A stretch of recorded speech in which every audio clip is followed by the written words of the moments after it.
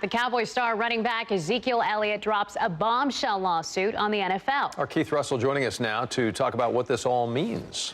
Doug Gilman, Zeke Elliott's lawsuit claims a conspiracy took place, with the lead NFL investigator recommending to the league he get no punishment, the league ignoring that and still giving Elliott a 6-game suspension. His agent sent us this statement today that reads, during the course of the past 13 months and culminating in the last 3 days of the appeal process, we have witnessed some of the most egregious violations of legal due process in connection with the NFL's investigation of Mr. Elliott.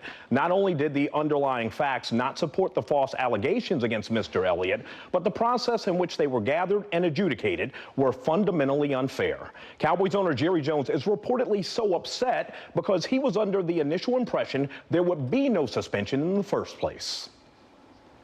It's a very complicated issue, and because you have no evidence here, but it creates quite a convoluted approach by Zeke's representatives and by the league that I really hate is a focus of all of our attention.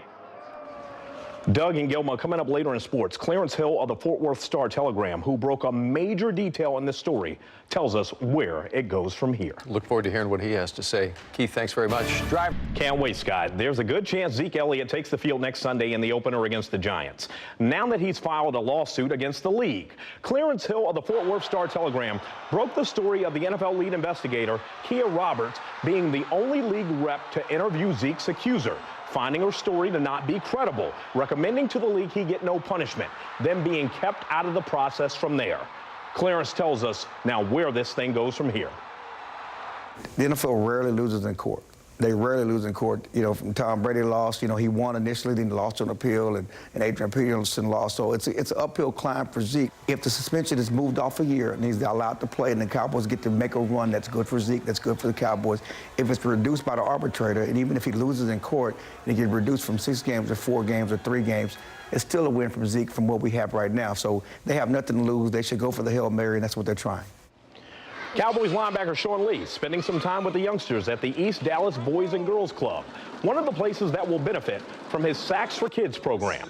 For every sack by the Cowboys defense this season, Albertsons and Tom Thumb will contribute to the Boys and Girls Clubs in North Texas. Me getting a lot of sacks, I got to talk to the guys in the defensive line.